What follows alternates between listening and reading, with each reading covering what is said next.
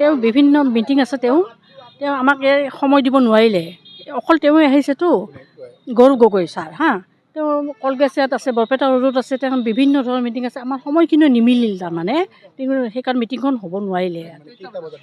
এনেই 10টাত আছিল, তেওঁ মিলাব নোৱাৰিলে তাৰমানে পাটবাউসীত আহিব। নহয় তেওঁ বিভিন্ন ঠাইত মিটিং আছে মানে, আমি মিলাব নোৱাৰিলোঁ সময়টো একচুৱেলি।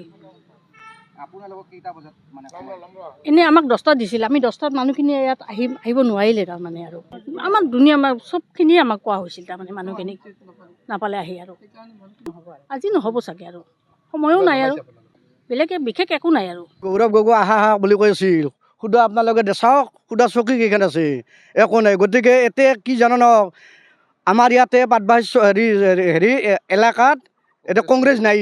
গৌৰৱ গগৈৰ অহা কথা আছিল, গতিকে গৌৰৱ গগৈৰ আমি ছায়াটো দেখা নাপালোঁ।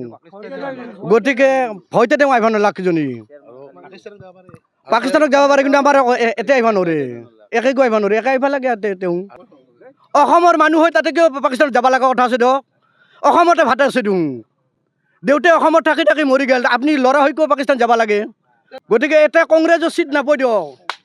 যাৰ তেওঁ এটা পদ আছে দিয়ক, তেওঁৰ আপোনাৰ মন নাই, তেওঁ পদ থকা মানুহতে যাব নালাগে, যাব নোৱাৰে।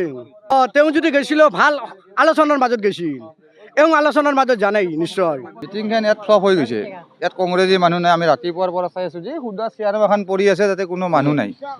গতিকে আমাৰ দুখ লাগছে। আমি গৌৰৱ গগৈ আহিলে আমি প্ৰশ্ন কৰিলোঁ হয় কিছুমান, পাকিস্তানত কিয় গৈছিল, আমি সেইটো প্ৰশ্ন কৰিলোঁ। মানুহ নোহোৱাৰ কাৰণে নহ'ল, মানুহ কেনেকৈ হ'ব? মানুহ নাহে নহয়, আমাৰ কংগ্ৰেছৰ মিটিঙত মানুহ নাহে। আজি তেওঁ পাকিস্তানক যাব লাগে, কি কথা আছে? কংগ্ৰেছ হ'ব নোৱাৰে, কোনো আমাৰ ইয়াত মানুহ ওলাই নাহে, কংগ্ৰেছৰ মিটিঙত মানুহ ওলাই নহ'লে। কিন্তু তেওঁ পাকিস্তানত 15 দিন যাই আছে, কিয় গৈছিল, তেওঁ কিয় যোৱা নাই, সেইটো চাৰ কাৰণে আমি ইয়াতে আছিলোঁ। আৰু আমি তেওঁক সোধাৰ কাৰণে আছিলোঁ যে পাকিস্তানত যাই আপুনি কি কৰলাক, গম পাইছে ন? গৌৰৱ গগৈ পাকিস্তানত 15 দিন কিয় থাকলাক, কিয় আহিলাক, কি কাৰণত গৈছিল তেওঁ?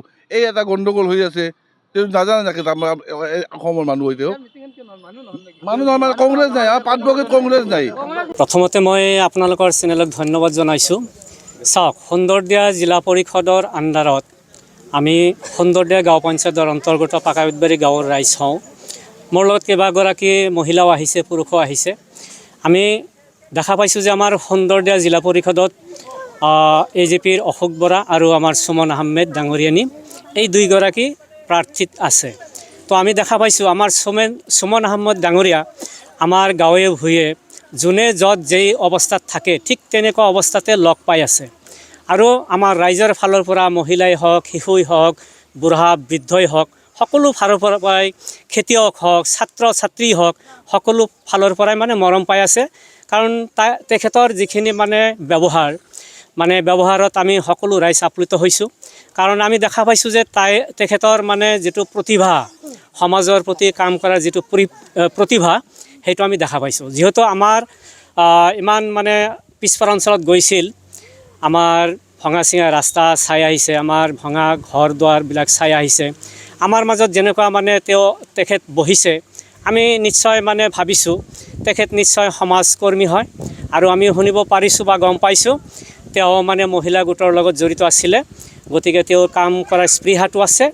গতিকে আমি সেইকাৰণে যাতে যোন প্ৰাৰ্থীয়ে হওক, দলীয় নিৰ্দলীয় হওক, যোনে আমাৰ ৰাইজৰ কাম কৰিব পাৰে, মহিলাসকলৰ উন্নয়ন কৰিব পাৰে, শিশুসকলৰ উন্নয়ন কৰিব পাৰে, ৰাস্তা ঘাট সকলো ফালৰ পৰাই সৰ্বাংগীন উন্নতি কামনা বা কৰাৰ যিজনী প্ৰাৰ্থীৰ মানে অভিজ্ঞতা আছে বা স্পৃহা আছে, সেইগৰাকী প্ৰাৰ্থীক আমি প্ৰাৰ্থিত্ব হিচাপে আমি বিচাৰিছোঁ। আৰু সেইকাৰণে সুমন আহমেদক আমি আমাৰ সুন্দৰদিয়া জিলা পৰিষদৰ এগৰাকী প্ৰাৰ্থিত্ব হিচাপে আমি বিচাৰিছোঁ। ভোটাৰ ৰাইজক মই এইখিনি আহ্বান জনাম যে তেওঁলোকে আৱেগেৰে যাতে ভোট নিদিয়ে, বিবেকেৰে দিয়ে। কাৰণ ভোটৰ টাইমত বিভিন্ন এনেকুৱা কিছুমান অপপ্ৰচাৰ চলায়, যাতে ভোটটো মানে মোৰ এগেইনষ্টত টানি নিবলৈ মানে কিছুমানে হয়তো বহুত মানে চেষ্টা চলাই আছে। মই ৰাইজক এইটোৱে আহ্বান জনাইছোঁ যে কাম কৰাৰ মানসিকতা লৈ মই আহিছোঁ ৰাইজৰ আগত, তেওঁলোকে যাতে বিবেকেৰে মোক ভোটটো দিয়ে, বাছ এইখিনিয়ে। যদি আপোনাক ৰাইজে আপোনাক ভোট কিহৰ বাবে দিব?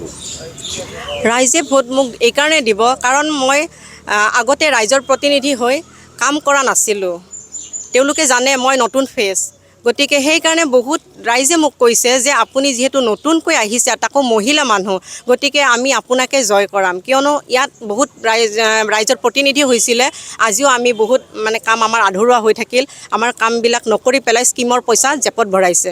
যিকোনো খবৰৰ বাবে যোগাযোগ কৰক 7099017330 লগতে 7099017110 নম্বৰত।